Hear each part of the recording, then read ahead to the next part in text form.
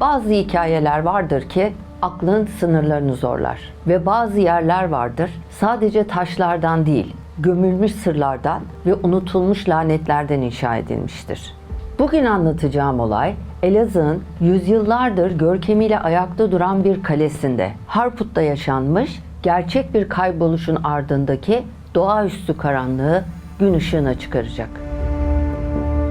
Ben gazeteci yazar Mehtap Erel. Bugün sizi Doğu Anadolu'nun kalbinde Elazığ'da Harput Kalesi'nde yaşanan resmi kayıtlara kayıp vakası olarak geçen ama arkasında çok daha karanlık bir hikaye barındıran bir olaya götüreceğim.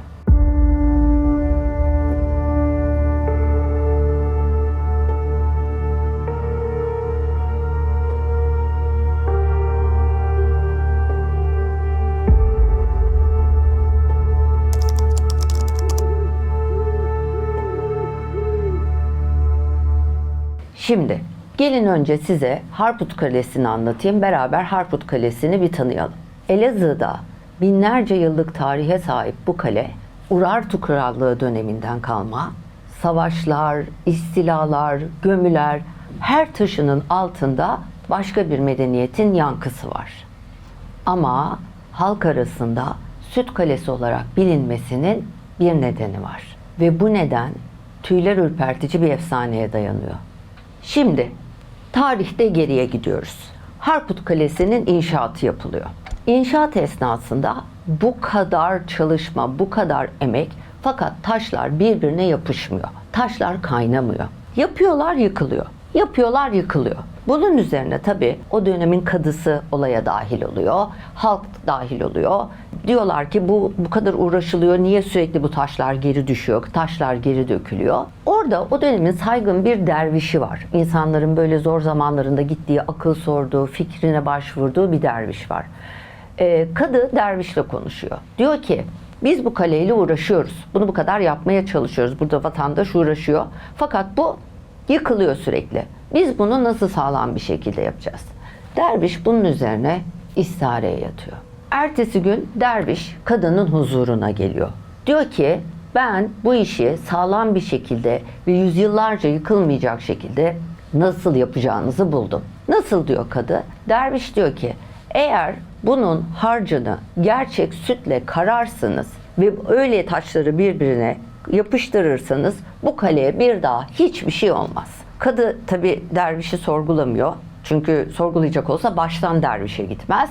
Tamam diyor o zaman. Fakat bu kadar süt nereden bulunacak? Kadı bir emir çıkartıyor ve diyor ki bütün hanelerden süt toplanacak. Ve bu toplanan sütlerle bu harç çıkarılacak. Buraya kadar sıkıntı yok. İnsanlar tabii kimi gönüllü, kimi gönülsüz ama sonuçta kadının buyruğuna itiraz edecek halleri yok. Seslerini çıkarmıyorlar. Kapıya gelen görevlilere, askerlere sütlerini veriyorlar. Bir kişi süt vermek istemiyor. Bu bir kişi gariban bir kız. Bu kız hem annesi babası ölmüş, annesini babasını kaybetmiş hem de kör. Gariban kendi halinde çok büyük zorluklarla yaşayan bir kadın. Hatta şöyle sıkıntıları da var. Bu kızı evlendirmeye çalışıyorlar. Bu kızı evlenmek istemiyor. Tabii o zamanın koşulları falan filan bir yığın sıkıntı. Bir de gelmişler kızın elindeki 3.30 sütü istiyorlar yani. Bir de kızın aklında şöyle bir bilgi var. Bu kızın annesi biraz böyle bir kadın. Üçüncü gözü açık mı derler? Hani ne derler? Böyle biraz böyle duygusu yüksek, üçüncü gözü açık, duygusal bir kadın. Bu kalenin yapımı esnasında da anne hayatta henüz. Kale yapılmaya çalışıyor, yıkılıyor vesaire. Annesi kızına diyor ki bu taşlar doymaz. Bu taşları doyuramazsın. Kızın aklında bu böyle yer etmiş vaziyette. Aklının bir yerinde bu taşlar doymaz, bu taşları doyuramazsın yankılanıyor. Ve bu kızın kapısına askerler geliyor, sen bize süt vereceksin, biz bu sütle inşaat yapacağız diye. Tabii ki kız bunda itiraz ediyor, yapmak istemiyor, vermek istemiyor. Ve kapıyı kapatıyor askerlere. Yani böyle bir de bir kız yani. Tek başına yaşamını da getirdi. Böyle bir cabbar, cüretkar bir kız. Fakat bu tabii kadının kulağına gidiyor. Şimdi kadı tabii burada şöyle bir ego düşünün. Kız anne baba ölmüş. Gözü görmüyor. Kimsesiz. Hem dervişe karşı geliyor. Hem kadıya karşı geliyor. Ve hani istemeye gönülsüzce yapmak da değil. Bir de yapmıyor yani. Reddediyor. Kadı bir emir veriyor. Diyor ki bu kızı buraya getirin. Getirin buraya benim karşıma. Askerler gidiyorlar kızın evine. Kızı kollarından yakalıyorlar. Kalenin önüne getiriyorlar. Kalede inşaat halinde yanda. Kadı da böyle kızı bekliyor. Kız geliyor. Diyor ki sen diyor bana itiraz mı ettin? Kız diyor ki benim annem böyle diyor falan. Kadı hiç dinlemiyor.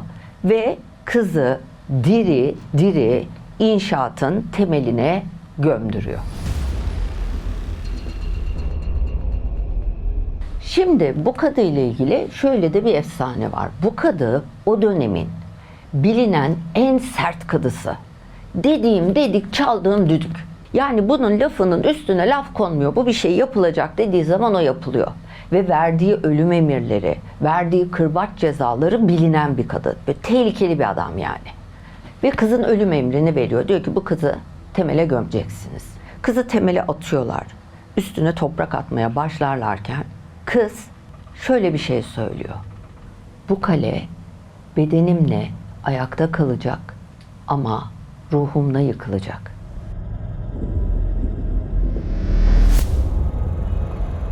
Şimdi efsaneye göre bu kızın bedeni kalenin temeline gömüldükten sonra bu kız senede bir kere uyanıyor. Ve uyandığı zaman kehanet şöyle 3 tane soru soruyor. Eğer bu 3 sorunun cevabı evetse kıyamet kopacak. Bu 3 soru ne? Senede bir kere bu kız yükseliyor ve şu soruları soruyor. 1. Süt kalesi yıkıldı mı? 2. Dere hamamı yıkıldı mı? 3. Katır kuzuladı mı? Şimdi bunlar kıyamet alameti. Eğer bu soruların cevabı evet olursa İsrafil aleyhisselam sura üflüyor ve kıyamet başlıyor. Efsane böyle. Bunu aklınızda tutun, buraya geri döneceğim yalnız. Şimdi günümüze geldim. 2021 yazındayız. Yerel bir medya şirketi var.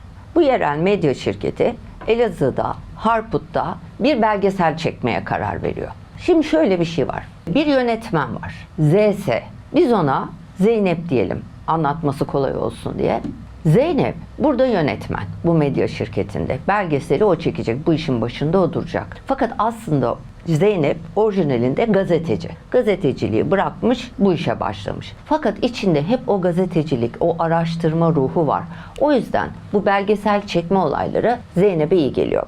Zeynep'le ilgili bir şey daha söyleyeceğim ben size. Babası polis. Yani Zeynep çocukluğundan itibaren evin içinde babasının anlattığı şeyler, babasının yaşadıkları, babasından aldığı o enerji, öğrendikleri artı kendi gazeteci kimliği bir araya gelince Zeynep cabbar, güçlü, kuvvetli, akıllı, kendine güvenen, özgüveni yüksek, araştırmacı yönü kuvvetli, özgüvenli genç bir kadın. Bu kadın belgesel çekecek. Bir de güzel, çok güzel kız. Bir de aynı yerde yaşayan bir tane rehber var. Rehberimizin adı Ramazan Yalçın. Ramazan da burada doğmuş, büyümüş, buralı bir çocuk. İyi okumuş, iyi eğitimli, yabancı dili var. Rehberlik hizmeti sunuyor.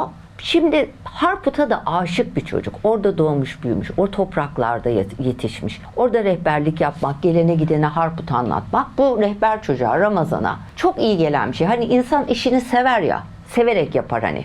Ramazan bu çocuklardan, bu insanlardan. Belgesel çekileceğini duyduğu zaman ve bununla ilgili bölgeyi anlatacak, kaleyi anlatacak bir rehber arandığını duyduğu zaman hemen bu işe gönüllü oluyor. Hemen gidiyor diyor ki ya para da önemli değil. Ben yapmak istiyorum, ben çalışmak istiyorum. Tabii bunu istemesinde, bu kadar hani öne atılmasında sadece arkeoloji aşkı yok. Ramazan Zeynep'i de çok beğeniyor. Çünkü çok hoş bir kadın gerçekten, karizmatik bir kadın. Ona olan ilgisi de bu vesileyle acaba bir merhabamız olur mu, bir yakınlaşır mıyız diye bu işe gönüllü oluyor ve çekim ekibiyle beraber Harput Kalesi belgeselini çekmek üzere anlaşıyorlar.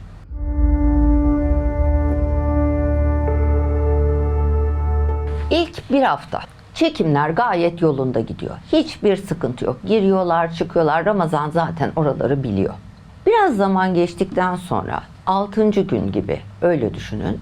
Ramazan önde, tur rehberi olarak önden gidiyor. Çekim ekibi ve yönetmenler arkada. Kalenin doğu kapısından girip derinliklerine doğru ilerlemeye başlıyorlar. Ramazan'da tabii bu arada hem çekim ekibinin ışıkları var fakat Ramazan'da hani bastığı yeri görebilmek için Ramazan'ın elinde de bir fener var. Böyle ilerliyor Ramazan. Derken bir anda böyle bir irkiliyor, böyle bir sinir geliyor Ramazan'a. Şu feneri yukarı doğru kaldırıyor. Şöyle bir kenara doğru tutuyor feneri. Ve duvarda bir şey. Zeynep tabii geliyor Ramazan'ın yanına, ne yapıyorsun, ne oluyor falan diye. Ama Ramazan böyle hani böyle transa geçmiş gibi böyle feneri bu tarafa doğru döndürüyor ve taşta, kalenin duvarında ve böyle üstü toz tutmuş, yani hani önceden yapılmış gibi, yeni bir şeymiş gibi değil. Eskiden kalmış da üstü böyle üstüne toz yağmış gibi bir kazınma bir şey görüyor. Oraya doğru yaklaşıyor, şöyle bir yakından bakıyor ve şunu görüyor.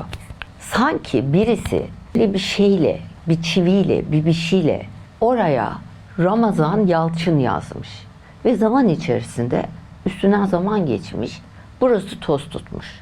Şimdi Zeynep'le Ramazan bu görüntüye böyle baka kalıyorlar. Ramazan diyor ki, bu ne alaka? Şimdi bir de rehber ya, yani bir şey yeni mi eski mi artık o kadarını da anlıyor. Ya diyor, bu ne alaka? Yani bu yeni bir şey de gibi durmuyor. Yeni yapılmış bir şeye de benzemiyor. Zeynep de böyle bir tedirgin oluyor. Bir hoşlanmıyor böyle bir şeyden. Orada böyle bir geçiştiriyorlar. Ya diyorlar, çoluk çocuk şey yapmıştır, yazmıştır, çizmiştir falan filan. Ama Ramazan böyle bir tedirgin oluyor. Böyle bir rahatsız oluyor ve çekime devam ediyorlar. Akşam çekim bittikten sonra ekip dağılıyor. Zeynep eve geliyor, kaldığı eve. Fakat dedim yani, kızın babası polis, kendisi gazeteci, böyle içinde zaten böyle bir araştırmacı ruh var. Öyle bir evde büyümüş, öyle bir hayat yaşamış yani. Zeynep'in içine sinmiyor. Diyor ki ya Allah Allah, yani bu böyle duvarlarda yazılar falan filan, üstü toz tutmuş böyle. Bir de tabii şöyle bir şey var. Şimdi böyle yazılmış bir yerde de değil, yukarıda. Yani öyle çoluğun çocuğun erip de yazabileceği gibi de değil. Yani hani merdivenlerle işte kalenin içine girdiler, oraya dayadılar. Yani hiç mi güvenlik yok? Yani pek akla yatkın gelmiyor bu durum Zeynep'e. Bunun üzerine Zeynep diyor ki ben bunu bir araştıracağım. Ve Zeynep ciddi ciddi bu işi araştırmaya başlıyor. Bir yandan konuyla ilgili bütün dokümanları, işte müzelerde olanları, ulaşabildiği bütün evrakları, bütün internet aramalarını, bir yandan onlar devam ediyor. Bir yandan da çekimler devam ediyor. Hatta Zeynep işi ileri götürüyor. Bayağı böyle yurt dışındaki kaynaklardan, bu Harput Kalesi ile ilgili efsanelerden aramalar yaparken çok enteresan tarihi günlüklere falan denk geliyor. Hatta bunlar eski Osmanlıca yazılmış, kaleme alınmış günlükler falan. Bunları da hep böyle indiriyor dosyaları. Hepsini böyle bir kenara ayırıyor. Bir yandan da çekimler devam ediyor. Zeynep bunu aklının bir kenarına yazdı. Ama kendi işini yapıyor. Bir gün yine böyle çekimdeler. Beraber kalenin derinliklerine iniyorlar falan ama çok havasız, böyle biçimsiz bir yerindeler. Böyle dar bir boğaz var kalenin derinliklerinde. O boğazdan içeri doğru yürüdükçe, ilerledikçe içinde 2 tane dev kaya var, tamam mı? Ortası böyle boşluk. Oraya doğru yürürlerken böyle sanki o duvarlar böyle üzerlerine geliyor. Böyle nefes alamıyorlarmış gibi. Neyse, çok zor koşullarda oradaki çekimleri de hallediyorlar. Bittikten sonra çıkıyorlar. Herkes evlerine dağılıyor. Ertesi gün tekrar belli bir saatte kalenin önünde buluşmak üzere bütün çekim ekibi anlaşıyor. Ertesi gün geliyorlar. Bekliyorlar. Ramazan yok. Şimdi bir ekipten arkadaşlar Ramazan'a telefon açıyor, ulaştırmadan arkadaşlar diyorlar Ramazan, arıyorlar. Ramazan'a hiçbir şekilde ulaşamıyorlar. Bunun üzerine Zeynep Ramazan'ın babasının evine, çünkü Ramazan ailesiyle kalıyor, bir arkadaşını gönderiyor. Diyor ki gidin bakın şunu evden alın, uyuya mı kaldı, ne oldu? Ekipten birileri Ramazan'ın evine, ailesinin evine gidiyor. Babası kapıyı açıyor. Diyorlar ki Ramazan nerede? Babası diyor ki akşam gelmedi, sizde değil miydi? Orada böyle bir Allah Allah, hayır bizde değildi falan. Sonra diyorlar ki bize miydi? Şimdi şöyle düşünün arkadaşlar, çekim ortamı şöyle bir şey. Yani iş yapılıyor, bitiyor. Sonra herkes tabii araçlarla dağılmaya başlıyor. Ramazan'ın durumunun şöyle olduğunu fark ediyor ekip. Ben zannediyorum ki Sonerlerle gitmiş. Sonerler zannediyor ki Gülşahlarla gitmiş. Gülşah zannediyor ki Şükran'la Mehtap'la gitmiş. Hani böyle bir ortam yani. Ramazan'ın nerede olduğu belli değil. Herkes sen de mi gitti, ben de mi gitti? Ramazan yok. Bunun üzerine kameraman arkadaş şöyle bir öneri getiriyor. Diyor ki bakalım kamerada çekimlerden, dünkü çekimlerden bu adam en son nereden çıkmış? Sürekli çektik yani. Zeynep'le beraber oturuyorlar. Çekimleri incelemeye başlıyorlar. Kamera ilerlerken Ramazan önden gidiyor. Bunlar da o ara hani bu dar geçide girdiler ya, böyle bir afaganlar bastı herkesi falan. O ara biraz dikkatler de dağılmış anladığım kadarıyla. Çünkü o alan biraz havasız da, yani böyle basık. Hani oksijen azalır ya sıkıştıkça, daraldıkça. Öyle bir yer, yani millet böyle hafif fena olmaya başlıyor falan, öyle bir ortam. Oradan sonra çıktılar bunlar ya, hani çekimi yarım bıraktılar. İşte o ortamda kameraya şöyle bir görüntü yansıyor. Arkadan iri bir el çıkıyor, Ramazan'ı tutuyor. El dışında bir şey görünmüyor yalnız ve Ramazan'ı hızla çekiyor. Böyle bir görüntüyle karşılaşıyorlar. Ekip hep beraber oradan çıktı ya, zannediyorlar ki Ramazan da onlarla beraber çıktı. Oysa ki öyle olmamış. Şimdi Zeynep çalışma arkadaşlarıyla beraber görüntülere bakıyor, inceliyor falan. Diyorlar ki ya böyle saçma şey olur mu? Bu bir görüntü ışık oyunu olmalı. Yani orası basıktı, karanlıktı. İşte spotlar vesaire. Yani biz, bu mantıklı değil yani, böyle bir şey olamaz. Burada bir yanlışlık var. Ramazan'dan da geceye kadar haber alınamayınca hep beraber polise Ramazan'ın kayıp olduğunu bildiriyorlar. Ramazan'la ilgili arama çalışmalarını başlatıyor. Fakat bu işlerden acayip huzursuz olan, bu elde görüntüydü vesaireydi, bir de dedik ya daha önceden de araştırma yaptı falan. Bu işlerden acayip rahatsız olan, hatta ona da ilgisi olan, sürekli onun etrafında dolanan bir rehberin pat diye ortadan kaybolmasından falan işkillenen Zeynep de kendi araştırmasını derinleştiriyor. Babasını arıyor. Diyor ki baba, böyle böyle bizim rehber ortalıkta yok. Ben böyle duvarda da onun adını gördük burada falan. Böyle şeyler oldu. Görüntülerden hiç bahsetmiyor ama babası ciddiye almazsa diye. Diyor ki bunun ben sana işe alırken TC'sini falan almıştık. Ben sana bunun TC'sini vereyim. Sen bir araştır. Nüfus kayıtlarında kimler var, nereye gitmiş olabilir, nerelerde akrabaları var, soy ağacı nedir, işte hastaneye gitmiş mi, sağlık ocağına gitmiş mi falan, bir çıksın diyor yani. Babası tamam diyor. Ramazan'la ilgili babası araştırma yapıyor. Zeynep'in babası araştırmasını yaparken Zeynep de kendi araştırmasına devam ediyor. Dedik ya, yerel müzede bir tane defter görüyor. Bu defterde Osmanlıca bir takım yazılar var. Daha önce de bulmuştu ya bir takım Osmanlıca yazılar. Bunun üzerine bölgede çalışan ve Osmanlıca da bildiğini öğrendikleri başka yeni bir rehberle anlaşıyor. Rehbere bu kayıtları gösteriyor. Bunlarda ne yazıyor? Bunları bana anlat diyor. Rehber Zeynep'e Osmanlıca yazıların ne olduğunu anlatıyor. Ve Zeynep böylece Harput Kalesi'nin efsanesiyle tanışıyor. Bu efsaneye göre kadı kendisine karşı geldiği için ve halkı da kışkırttığına karar verdiği için bir kızı, genç bir kadını, kör ve kimsesiz bir kadını cezalandırıyor, kalenin temeline gömdürüyor ve bu kadının adı Mahmud el Yalçıni. Şimdi Zeynep burada diyor ki Yalçıni, hani Ramazan Yalçın, Mahmud el Yalçıni. Sonra babası arıyor. Babası Ramazan'ın bütün bilgilerini, nereye girmiş, nereye çıkmış, uzun zamandır işte bir hareket yok, hastaneye gitmemiş, karakola gitmemiş, hani bütün onları çıkartıyor.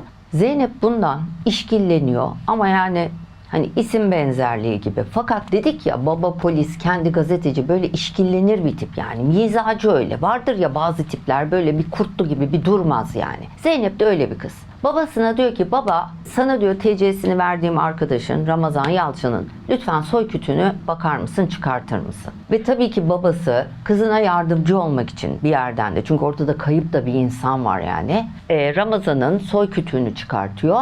Ve kız şöyle bir şeyle karşılaşıyor. Bu kadı Mahmud el Yalçıni'nin soy kütüğünde aşağıda, hatta en altta Ramazan Yalçın var. Bu kadı Ramazan'ın büyük dedesiymiş. Şimdi Zeynep zeki de bir kız.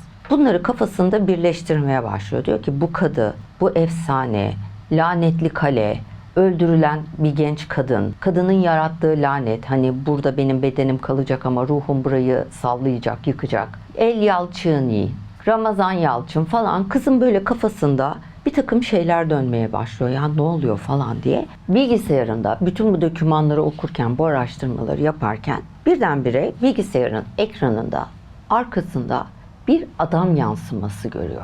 Yalnızsın ve arkanda bir adam duruyor gibi bir görüntü var yani, böyle bir gölge var. Panikle böyle yerinden sıçrıyor. Bakıyor, arkasında kimse yok. Tekrar oturuyor masasının başına çalışmaya devam ederken çayı var masanın üstünde. Hani çaydan da bir yudum alacak. Çaya doğru uzandığı anda çay bardağının kendi kendine masada hareket edip kendi kendine pat diye yere fırladığını ve kırıldığını görüyor. Bunun üzerine Zeynep panikle masadan fırlayıp kendini şöyle geriye doğru atıyor. Tam o anda karşısında nasıl söyleyeyim, nasıl tarif edeyim, böyle yarı saydam gibi, hani Ramazan'ın silüetini görüyor. Fakat Ramazan görünüyor ama arkadan duvar da görünüyor. Yani böyle saydam bir şekilde Ramazan'ı görüyor. Ramazan buradan gözlerini kocaman açmış, ağzını sonuna kadar açmış, kafasını tavana dikmiş. Sanki böyle çığlık atıyormuş gibi bir görüntüde duruyor. Dişleri sivri sivri, sapsarı görünümlü. Böyle Ramazan'la yaratık arası böyle garip bir durumda orada duruyor. Fakat hiç ses çıkmıyor. Sanki böyle dev bir çığlık atıyormuş gibi ağzı açılmış fakat ses çıkmıyor. Zeynep böyle neye uğradığını şaşırıyor. Böyle bağırayım diyor, böyle bir nefes çıkmıyor. Sonra böyle ah falan diye bağırıyor ve kendini böyle kapatıyor. Hani insan böyle kapanır ya. Kendini kapatıyor. Sonra tekrar bir bakıyor, Ramazan yok. Panikle yerden kalkıyor. Çay bardağı olduğu yerde duruyor. Düşmemiş, kırılmamış. Böyle gerçekle halüsinasyon arasında garip bir yerde kalıyor.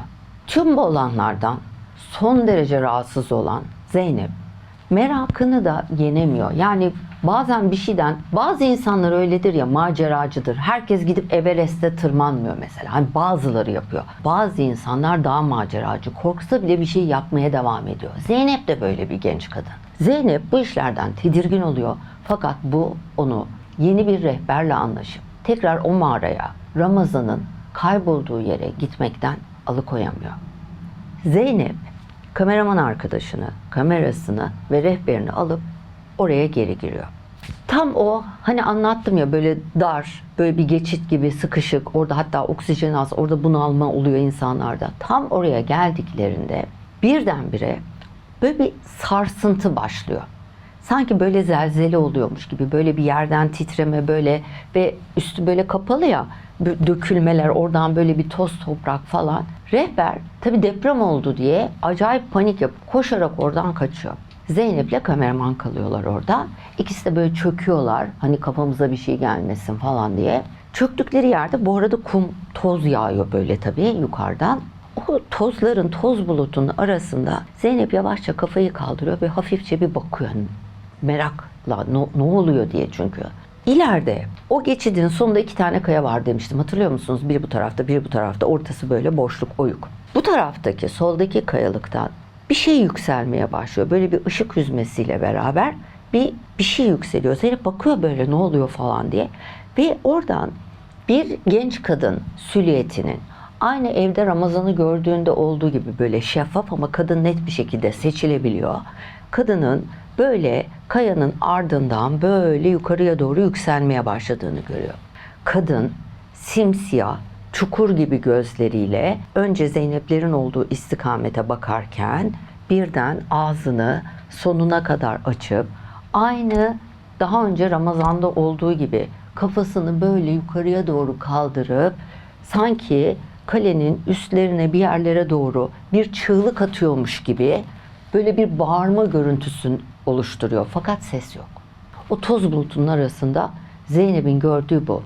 Birdenbire böyle Zeynep falan diye böyle dururken oradan bir ses yankılanıyor. Kadın 3 soru soruyor. Süt Kalesi yıkıldı mı? Dere hamamı yıkıldı mı? Katır kuzuladı mı? Bu 3 soru zihinlerde yankılanıyor.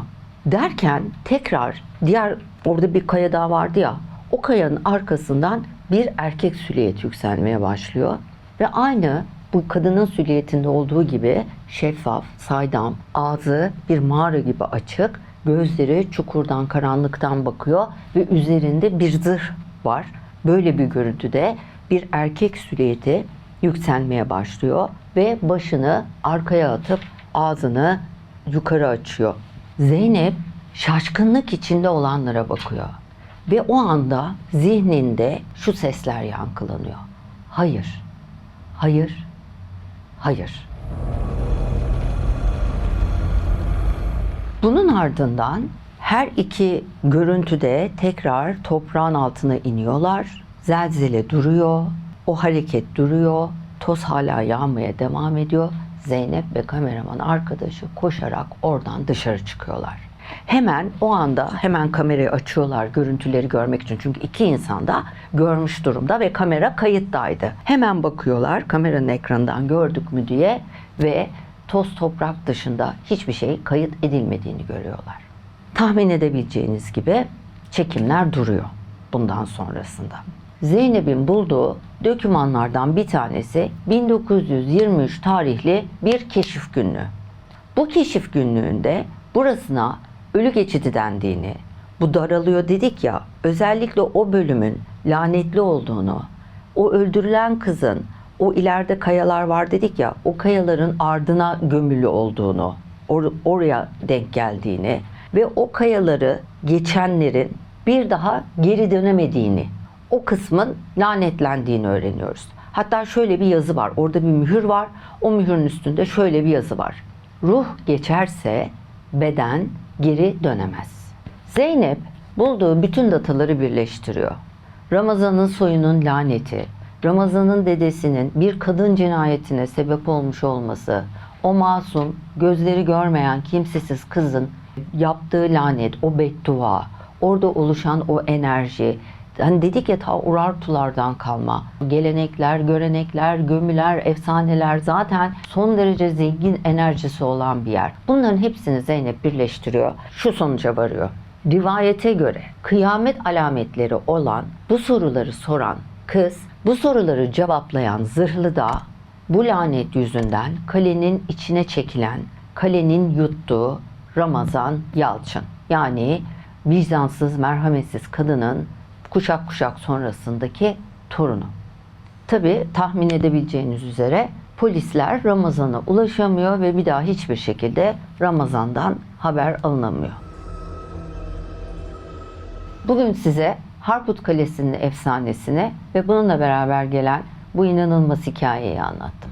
Gerçek sandığınız dünya düşündüğünüzden çok daha karanlık olabilir. Ve belki de bu olaylar sandığınızdan çok daha sık yaşanıyordur.